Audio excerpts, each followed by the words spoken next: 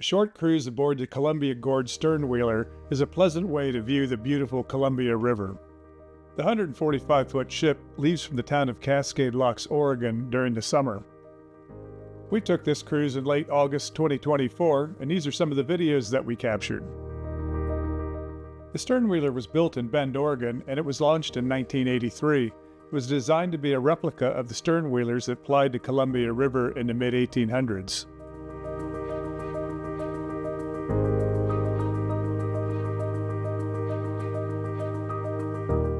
The cruise began upriver, heading to the east.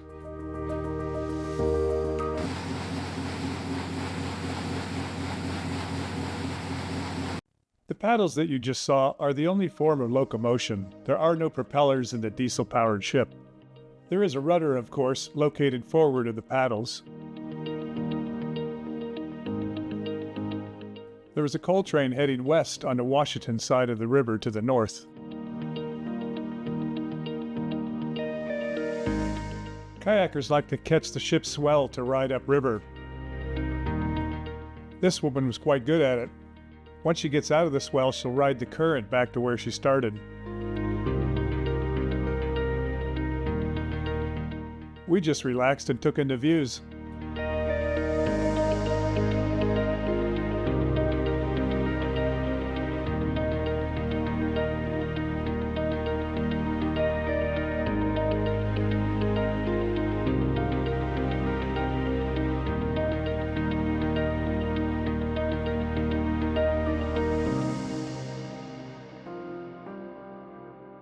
The ship returned to the dock midway through the tour. The dock is just upriver from the location of the now underwater Cascade Rapids. The Cascade Locks in front of us were built in 1896 to allow boats to pass the rapids.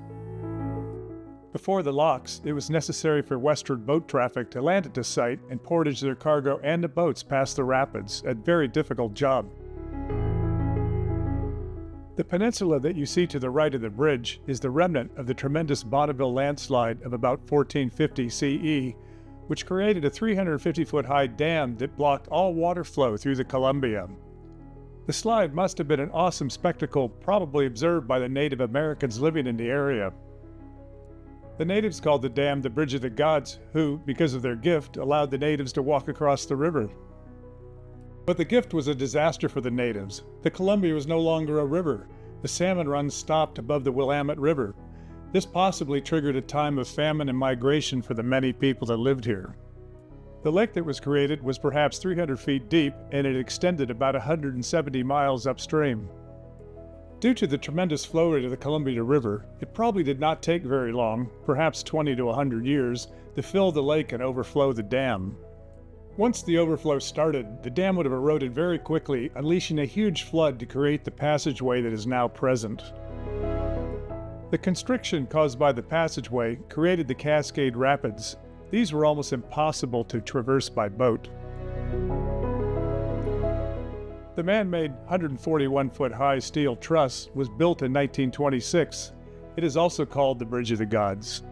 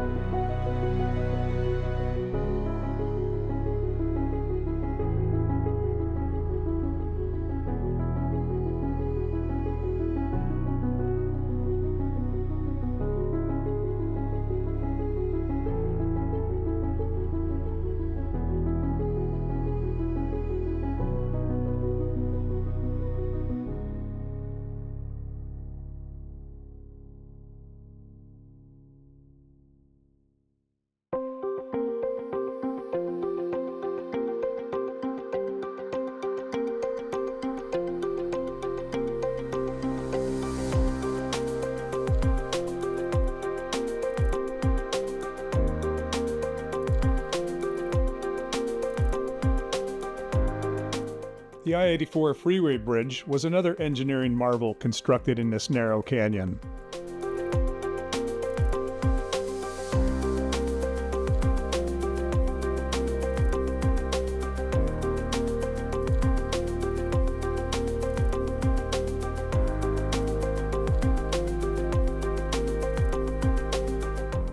In front of us is the Bonneville Lock and Dam System. It was built in 1938 by the U.S. Army Corps of Engineers as part of F.D. Roosevelt's New Deal. The project was named after Army Captain Benjamin Bonneville. He led an exploration to the Oregon Country and charted extensive sections of which later became the Oregon Trail. The project's first powerhouse, spillway, and original navigation lock was the first federal lock and dam on the Columbia and Snake Rivers. A second powerhouse was completed in 1982, and a larger navigation lock followed in 1993. On the way back, we just enjoyed the scenery.